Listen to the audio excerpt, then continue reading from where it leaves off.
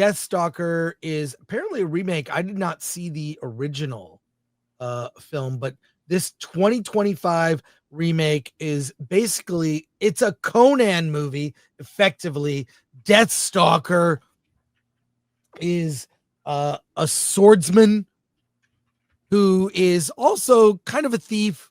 He's a rogue. He's out for himself, doesn't care about others. He befriends a little troll voiced by Patton Oswalt. Oh my god. This troll is the comic relief because Patton Oswalt's voicing him. So Patton Oswalt, his face is not in the movie, but his voice is in the whole thing. Daniel Bernhardt plays Deathstalker. The troll is played by Patton Oswalt, this little comic relief sidekick. And they go throughout the land. Deathstalker takes out these evil warriors that are terrorizing the landscape and the peoples. Eventually, push comes to shove, and he has to do the right thing.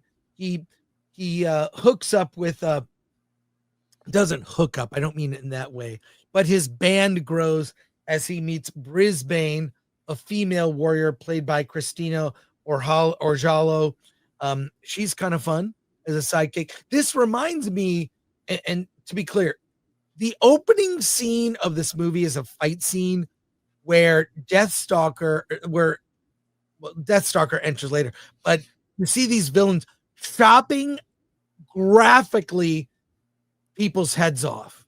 And I don't mean just by the neck, I mean top ways they're going this way. I mean, it is gory and it's all practical. Okay. The effects in this, there might have been some digital enhancement I didn't notice. All digital effects are all practical monsters.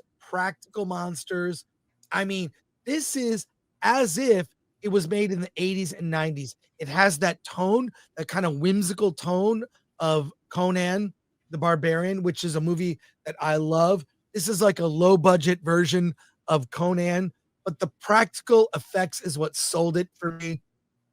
Of course, things come to a head where Deathstalker must confront the main villain, who is resurrecting and creating warriors. It's I won't go into too much detail, just to say there's no nudity. There are sexy women, but no nudity. But the gore is over the top. I mean, they established that in the opening scene of the movie. There's also a lot of creature work, but it really feels like this was done in the spirit of the 80s, 90s.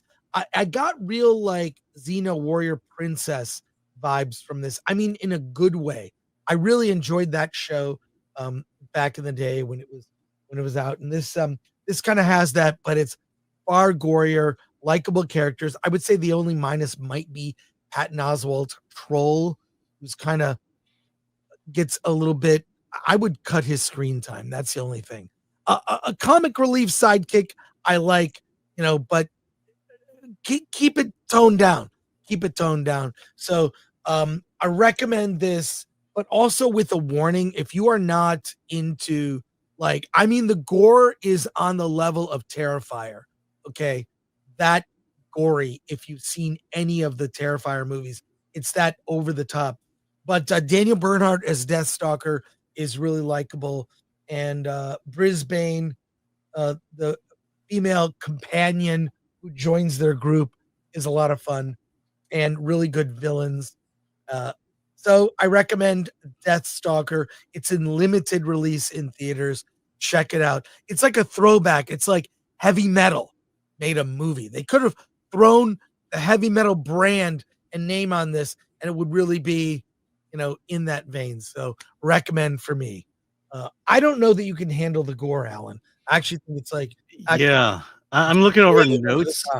I'm looking over comparisons to the original. Apparently, I guess the difference is this has much more gore in it versus the original, which had much more nudity and they call it exploitation. Look, yeah.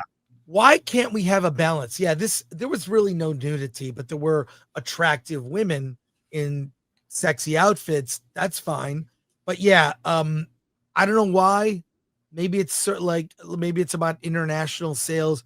Who knows? But quite enjoyable. But you've got to know, do you like this kind of thing? And what I do applaud them for is the practical effects. Chef's kiss, great. I think I'll be seeing the original instead.